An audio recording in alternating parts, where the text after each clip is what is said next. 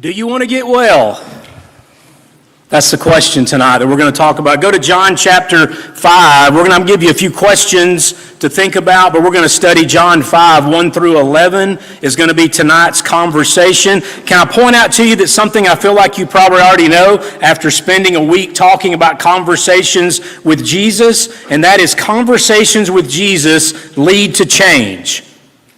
Conversations with Jesus lead to change. And here's the other question. I know you're taking notes, and that's awesome, but you look up here real quick. Let me get everybody looking up this way because I need you to either nod yes or nod no. I hope you're going to nod yes. It's going to really mess me up if you say no. Is Jesus the example we're supposed to follow? Everybody's in agreement?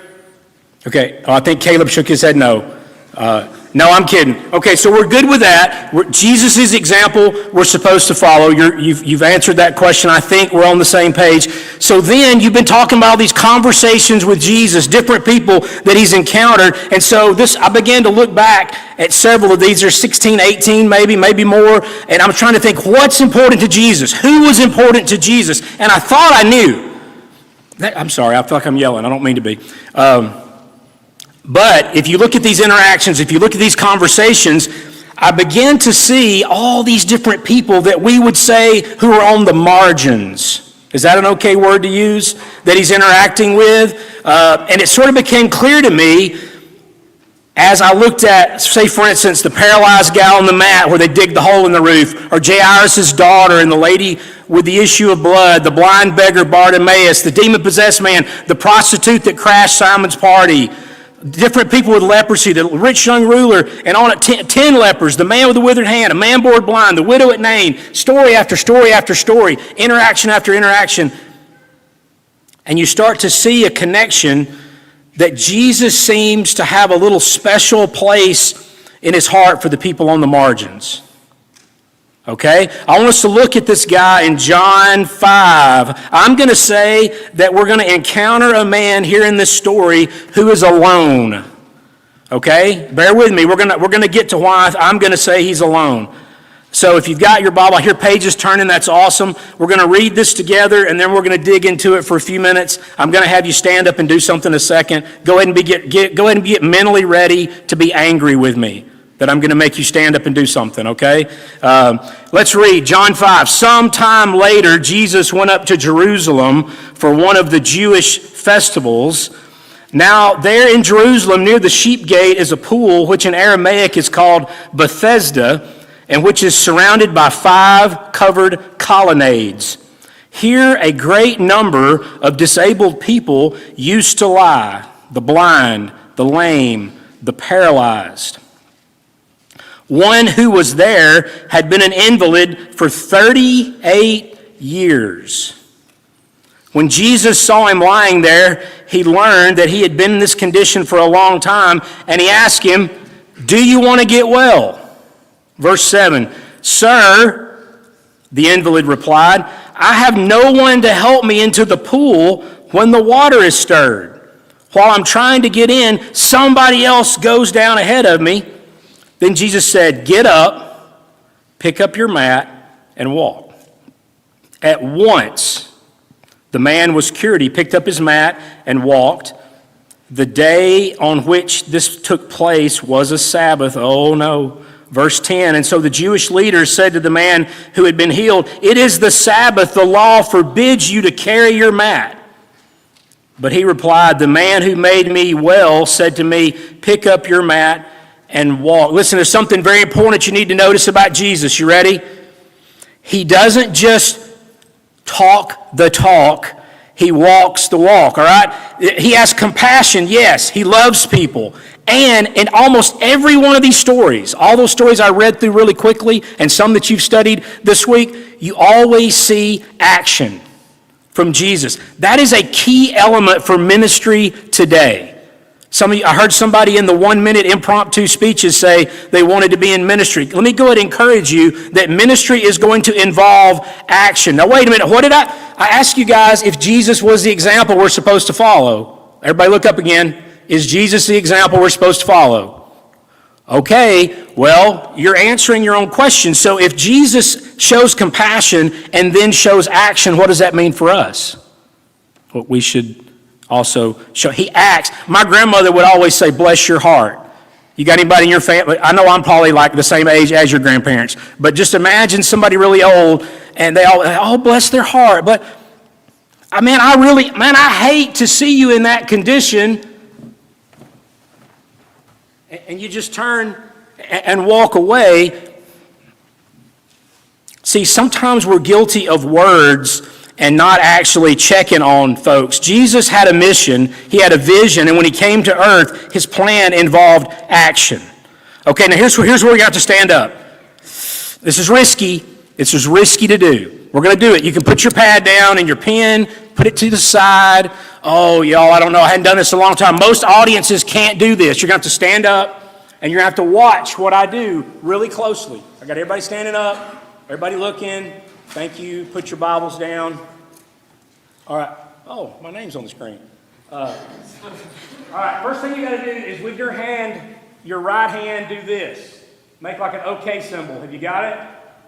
Okay, y'all got that part. This is where it gets tough. You ready? Put your arm. You may have to spread out. You're going to put your arms out like this, out beside you, both arms. Okay.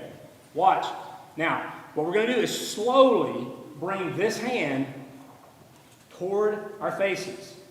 Just real slow. Don't do anything with this one, but real slow. Start bringing this hand towards your face. Are you doing it? Everybody's moving. And I want you to put that little circle right here on your chin. Just like that. Okay, now y'all look around and see where everybody thinks their chins are. You get it? You can sit down. Now what did we just do? Let me tell you why we did that. People care way more about what you do than they do about what you say. I said chin, didn't I? I said put it on your chin, but you copy me. We used to have a ministry at our church called Upward Soccer, and that was one of the things that we used to do to remind people. We would do this. You know how some people get a little too excited at sporting events? And start yelling things they shouldn't yell and yelling at referees. So our little in-house signal to each other was this. And that's because people care a whole lot more about what you do than they do about what you say. And that's going to come up again here in this story. So let's get back to our story. Go back to John 5. Get your Bibles out. How long was the guy sick? 38 years. I realize that is a frame of time that hardly anybody in this room even understands. Okay, except Greg. I see Greg smiling because he's about the same age I am. And so he knows how long 38 years. But I'm going to try to get you to picture it. Unfortunately, I understand 38 years. I graduated from Mars Hill Bible School 38 years ago. This year. And you're like, man, that guy is 118 years old. I'm actually only 115. I graduated a little early. Okay, here's what I need you to do. What else was going on? 1987. I'm going to let you guess. I don't have any prizes, but you're just going to guess. How much do you think an average gallon price of gasoline was in 1987? Just throw it out. Guess. Huh? 50 cents. Thank you, no. Huh? 49 cents. Hey, y'all are awesome. Y'all think that I really am that old. It was 90 cents. 90 cents. All right, here, I'm going to give you another guess. Does anybody remember who the president would have been? And oh, boy, that was fast. You are correct, sir. Ronald Reagan. I want to give you another one. How about minimum wage? What do you think minimum wage was? Oh, over here. Oh, no, unfortunately, it was not. How about here? $2. Y'all are doing good. Minimum wage, 1987, a little higher. Yeah, it was $3.35. 38 years ago, minimum wage was $3.35 an hour. 38 years ago, gas was 90 cents a gallon. The number one song was Walk Like an Egyptian. Y'all probably never heard that in your life by the Bangles. The highest grossing movie that year was 3 Men and a Baby. I think it's rated PG or PG-13. Maybe you can go back and watch it. But here's what I need you to think about. Let's get back to the guy at the pool. I need you to think about a guy laying there for 38 years. Think about what would have gone on in his life. What would he have seen? Not able to walk. 38 years. All he has basically done is lie there and do nothing around all the other sick people. So go back to John 5, look at your verses, because I want to try to get us to visualize what's going on. Jesus is in Jerusalem for a special feast. You know, the Jews have a lot of these special feasts that go on. There's a pool there called Bethesda, and all around the pool are sick people. Now I need you to really focus in on that. It said blind people, paralyzed people, crippled people. Listen, I need you to think about it, visualize it. What would that look like? They can't walk. They can't get up and go take a shower. What did it smell like? It's a mass of humanity all around these pools, under these colonnades, and most of them can't move. And according to their beliefs, an angel would come down and would stir the water with its wing, and whoever was the first one to get in the water would be healed. But our guy, this is why I think I'm going to say he's alone. Yeah, there's a whole bunch of sick people around him, but he says, no one can help me get in the water. To me, there's an implication there that he's alone. No friend, no family. I'm like, can somebody not help this guy in 38 years? So he's helpless. He's alone, and so he just keeps laying there. Day after day, week after week, year after year, 38 years. Think about, I don't know how old you guys are. Let's say if you're 15 years old, 38 years from now, you're going to be 53 years old. What's going to happen from 15 to 53? That's how long that guy stayed there. He needs somebody to help him. He needs somebody to have compassion on him. And he needs somebody to remind him that he's not alone. He needs somebody to come take some action. And here's what he needs. Here's the point, guys. If you don't hear anything else, here's what the guy needs, and here's what we need. He needed Jesus. That's the whole answer to the story. Because if Jesus doesn't come along, he's going to stay right there. Because if Jesus comes along, he's going to have compassion on the man, and which is going to result in action. Something's going to happen. Can I give you 3 things if you want to write something down? There's a gentleman who's written several books and he's preached sermons. His name's Kyle Idleman, Idleman, Kyle Idleman, and he has a quote that I like about compassion. He says, the dangerous myth that we fall into is thinking that I'm compassionate because I feel compassion. What are you talking about, Mark? Well, I mean, I've done it. I've said, man, I really feel compassion for that situation over there. Good luck with all that. And I go the other way. Idleman, see, says that's a myth. We want to say we're compassionate people, and we don't do anything. So I'm going to give you 3 things. Idleman, in his book, says that you can be a bystander or a responder. Which one do you want to be? I hope you want to be a responder. But Idleman says you can be a bystander or a responder. So I'm going to give you 3 things that we do, that we convince ourselves that it's okay to be a bystander. You ready? Here they come. First one, we say this, well, there's nothing I can do, right? Well, there's nothing I can do. I mean, I'm not qualified, or I don't have knowledge, or I don't have the money, or I'm too young, or I'm too old, or we come up with all these excuses and we go, man, there's nothing I can do. What are you looking at me for? And we go on. That's the first one. There's nothing I can do. Here's the second one. You ready? This is another good one. Somebody else will do it. I think that might be one of the most common answers. We see a need, but we always figure somebody else is going to take care of it. I like when I look through the schedule for this week. Caleb, I think, emailed me the schedule, and I read through. There's all these different times of cleanup, kitchen cleanup, and cabin cleanup, and auditorium. That is an awesome time that you don't look around and go, well, somebody else will do it. No, you need to do it. Who's going to feed the hungry? Who's going to stack the chairs? Who's going to clean the dorm room? Who's going to share the gospel? Somebody else will do it. No. Jesus wasn't a somebody else kind of person. Was he? Write that down. Put that on somewhere, social media somewhere or something, Twitter. I'm kidding. I don't even know what anybody uses anymore. If my kids were here now, they'd be making so much fun of me that I just said that. All right, here's the last one. All right, there's nothing I can do. Somebody else will do it. And here's the harshest one of all. You ready? I just don't care. And if we're honest, sometimes it's tough and it's harsh and it's the truth. I feel bad for that, but I don't care enough to go over and get involved in it. Can I go back to our question? What was that? What did I ask you guys? Is Jesus the example we're supposed to follow?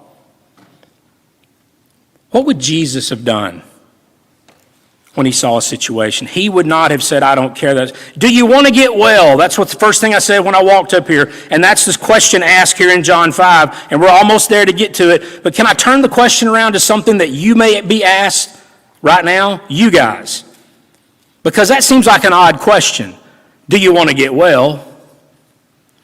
How about this? Because these are questions that I've had people ask me or they've told me that they've been asked. Do you want to get out of that bad situation? Do you want to stop complaining? Do you really want to get involved with a youth group at your church? Do you want to eat healthy? Do you want to conquer that addiction? Do you want to finish Titus camp strong? Do you want to serve others? Do you want to be a better leader? And you're like, well, yeah, of course I do.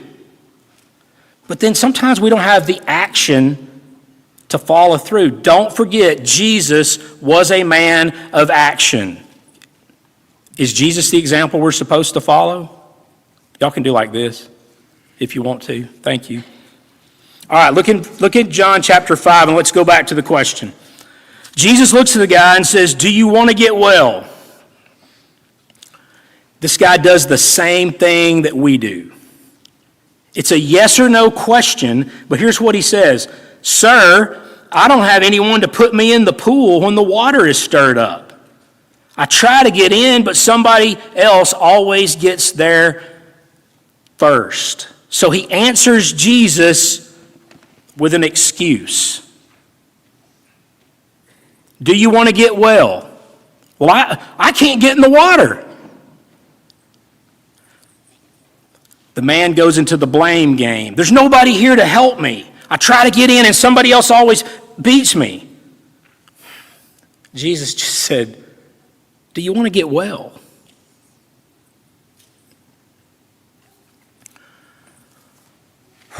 For me, I can't speak for you, but a lot of times I need Jesus to shake me out of my complacency.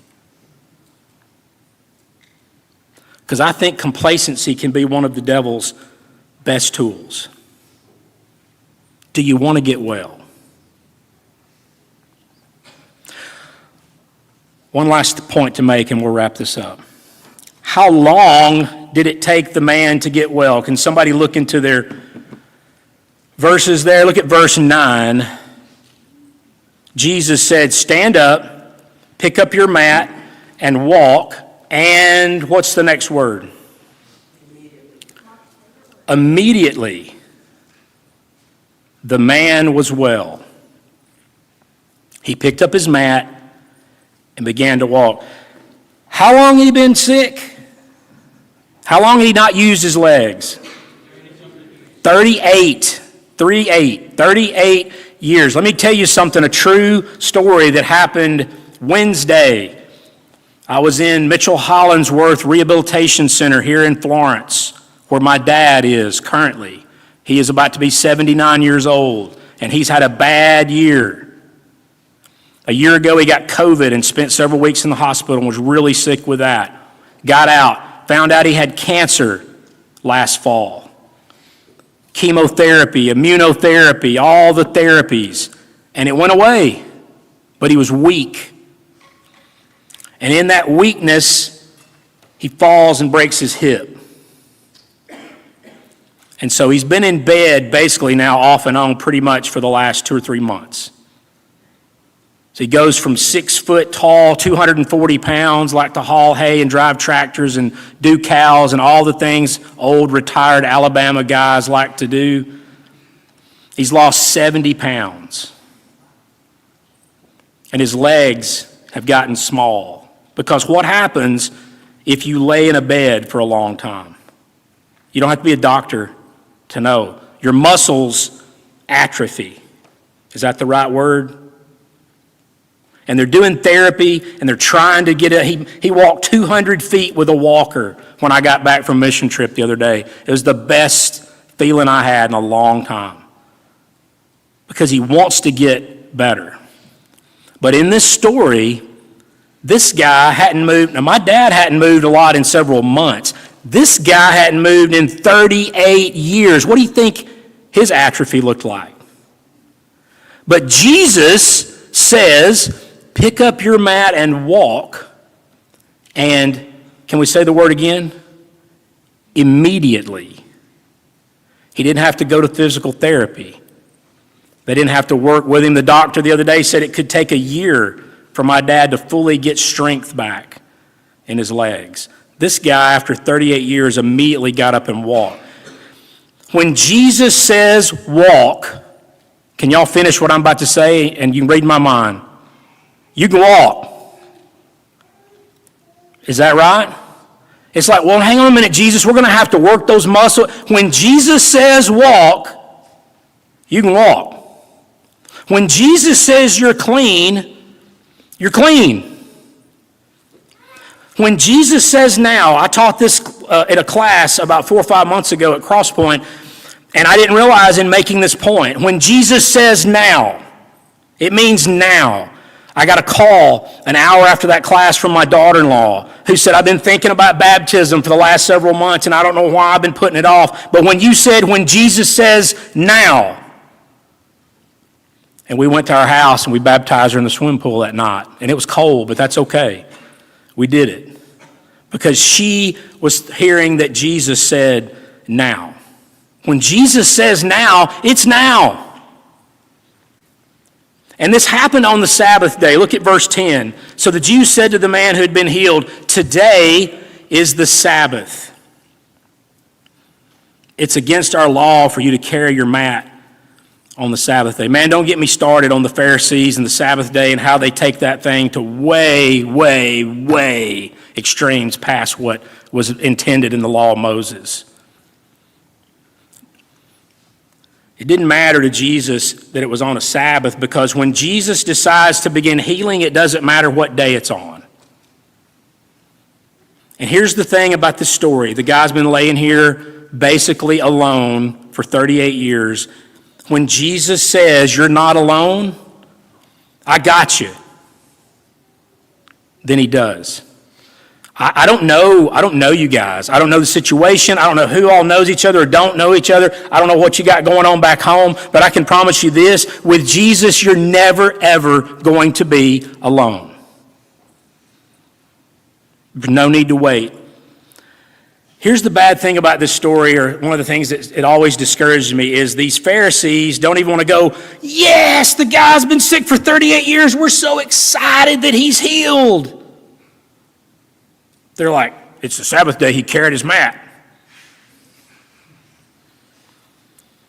And sadly, you're going to have Pharisees in your life.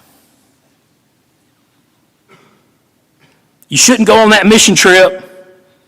You don't need to help the less fortunate. Don't work the food bank or the clothing room at your church, or for sure don't come back to Titus camp next year, or don't get involved in that youth group. You shouldn't blank.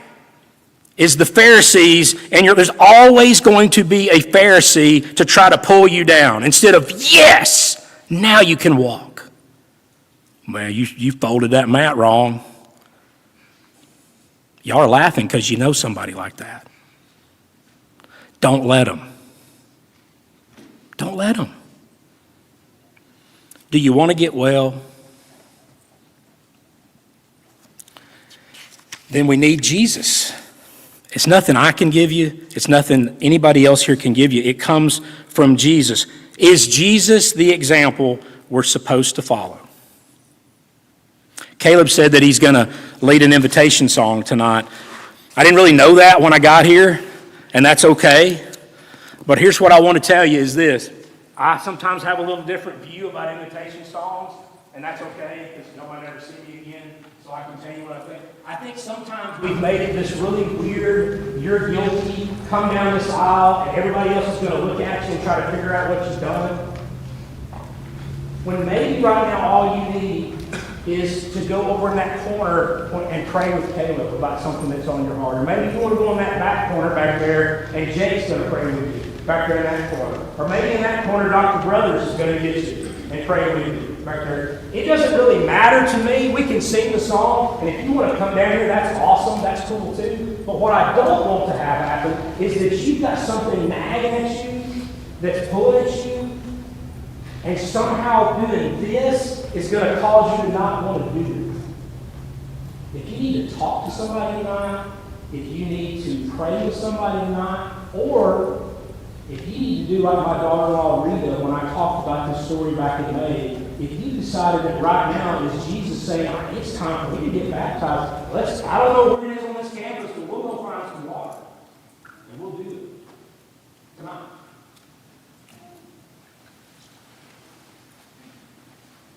The head that once was crowned with thorns